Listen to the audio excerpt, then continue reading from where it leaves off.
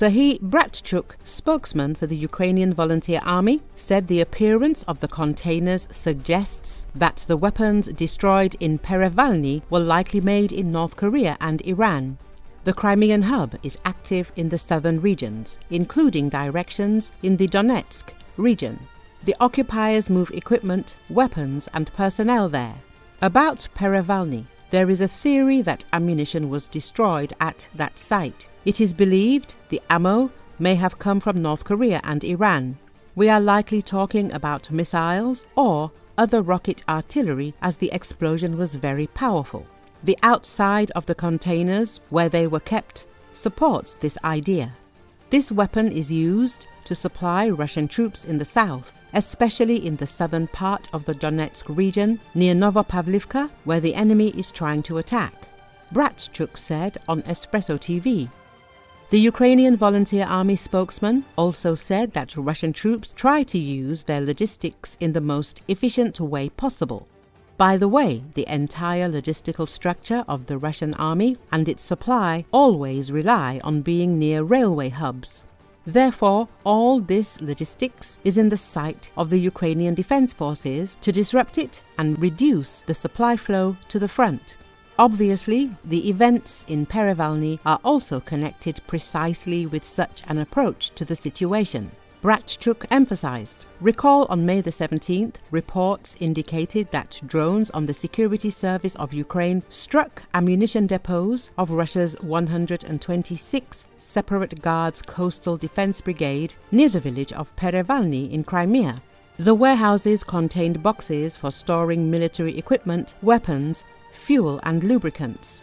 The Russians even blocked traffic on the Simferopol-Alushta highway, which passes by the village of Perevalne. There is also information about the deaths of Russian soldiers who were at a military depot. The SBU continues to work effectively on legitimate military targets in the territory of the Russian-occupied Crimea. The work on weakening the enemy's military capabilities will continue, an SBU source said. More than 2,000 local residents were reportedly evacuated from the surrounding area, although local authorities did not issue an official evacuation notice. Evacuees were temporarily housed in camps in the nearby village of Dobre. The Simferopol-Alushta road was reportedly blocked following the incident. Several service members from the brigade were reportedly injured. There were no confirmed reports of civilian casualties.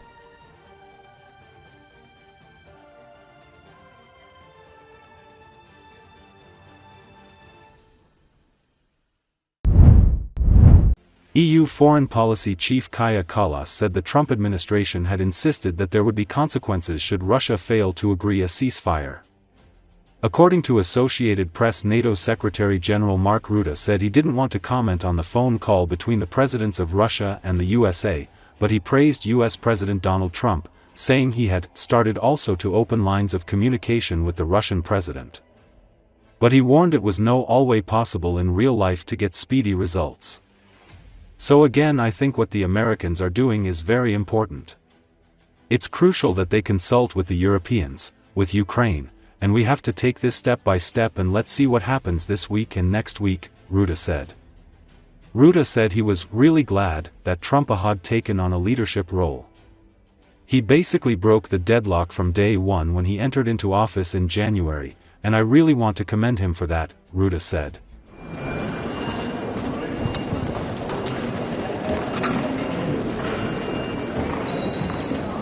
Good morning.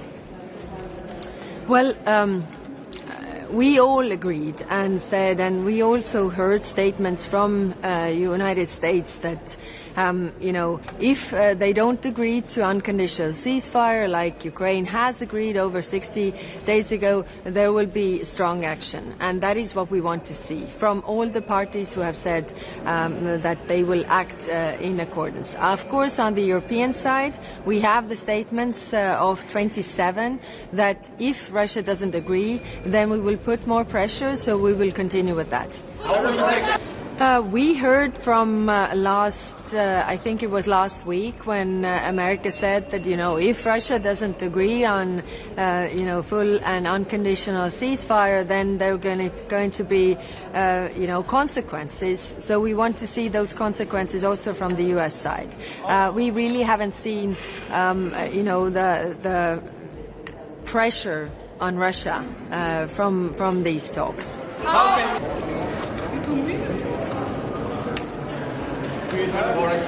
So, good morning. Let me first of all say that I'm really glad that President Trump takes this leadership role. He basically broke the deadlock from day one when he entered into office in January. And I really want to commend him for that. And I do not want to give a running commentary on every development every day. But clearly the American administration is very much involved, closely coordinating with European colleagues. And of course Ukraine, and I think that is very positive.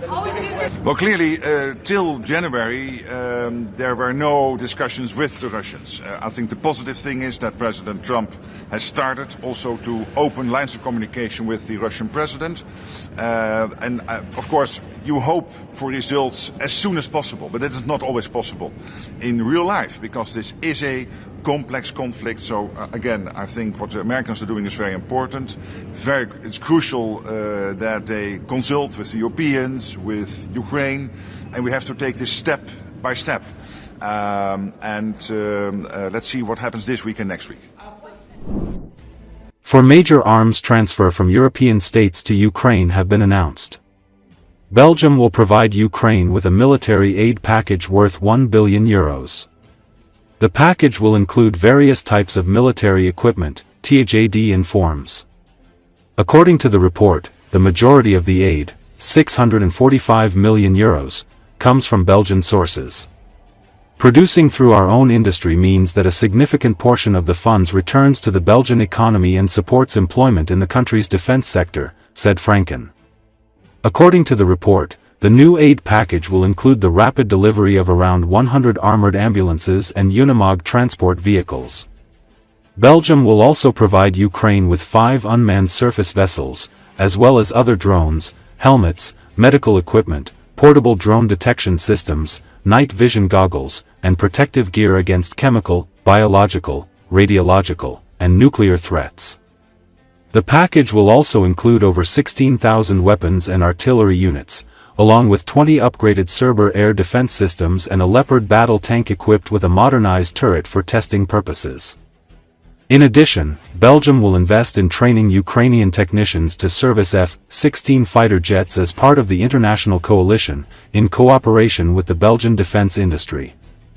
The country also supports the launch of production facilities for 70mm rockets in Ukraine, in collaboration with local companies. Software support is also being provided. French President Emmanuel Macron has confirmed, according to sources, that all Caesar self-propelled howitzers produced in France throughout 2025 will be delivered to Ukraine, a move signaling robust Western support for Kiev amid its ongoing defense against Russian forces. According to sources, this commitment translates to 12 howitzers per month, totaling 144 units for the year, as France ramps up production to meet Ukraine's pressing need for advanced artillery. The announcement, reported on platforms like X, underscores France's strategic pivot to prioritize Ukraine's military requirements, potentially at the expense of other international clients. This decision comes as Ukraine intensifies its reliance on mobile, precise artillery to counter Russian advances, while France navigates complex geopolitical and industrial challenges. Since Russia's invasion in February 2022, France has steadily increased its deliveries of Caesars to Ukraine, with a total of 67 units supplied by October 2024, according to reports from Politico. The latest pledge marks a significant escalation, reflecting both France's industrial capacity and its geopolitical alignment with NATO allies supporting Kyiv. Italy has prepared a new package of military aid for Ukraine. Likely, the Italian version of tracked armored personnel carriers of the M113 type, VCC-2 Camellino, will be transferred, according to Il Messaggero. In addition, another SAMP/T air defense system as well as additional equipment is claimed to be delivered. Il Messaggero writes that Italy may also help Ukraine with a satellite surveillance system, which will assist in planning operations. However, no details about this item are reported. According to open sources, up to 1,200 M113 APCs could have been modernized for the Italian army to the VCC-2 Camellino version. At the same time, these APCs have not been in service with the Italian military for some time. It is known that the last 10 vehicles were decommissioned 4 years ago. Australian authorities have begun loading the first of the 49 decommissioned Ukraine-bound Abrams tanks onto a cargo ship despite continued private objections from US officials, Australian Broadcasting Corporation reported. Australian Prime Minister Anthony Albanese confirmed the upcoming delivery of the tanks when meeting President Volodymyr Zelensky in Rome on May 18. The exact date of their arrival is withheld for security reasons, Australian Broadcasting Corporation reported. The Australian broadcaster reported back in April that the shipments of the retired tanks, which are meant to bolster Ukrainian forces as they resist Russian aggression, are delayed in part due to resistance from Washington. These objections have not fully subsided, with at least one US official questioning their usefulness on the Ukrainian battlefields, according to ABC. An undisclosed Australian defence official told the broadcaster that Canberra is uncertain whether Kiev is even interested in the vehicles, as their weak roof makes them vulnerable to drones.